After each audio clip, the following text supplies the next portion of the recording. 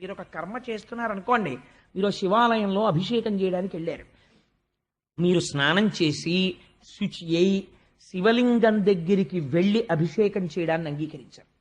మీరు ఇంత స్నానం చేసి సంధ్యావందనం చేసుకుని శివాలయంలోకి వెళ్ళి అయ్యా నేను అభిషేకం చేసుకుంటానండి అన్నారనుకోండి, కుదరదయా.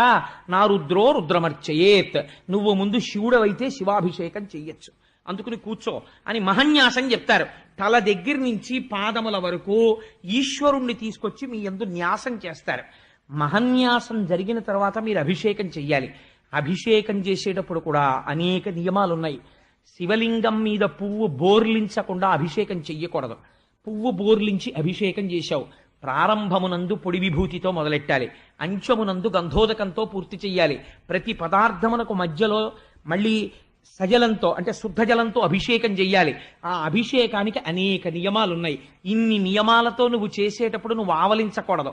నీ శరీరంలో ఎటువైపు నుంచి వాయువు బయటికి వెళ్ళకూడదు, నువ్వు దగ్గకూడదు, తుమ్మకూడదు.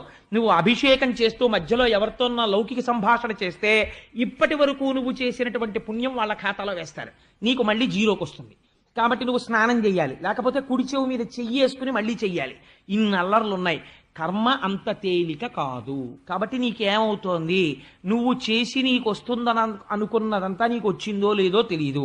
ఒకవేళ చచ్చి చెడి ఓ 4 మార్కులు సంపాదించుకుంటే నీకు అన్నం వండిన పుణ్యానికి 2 మార్కులు భారీకి వెళ్ళిపోయాయి. కాబట్టి ఉన్నవి 2 మార్కులు.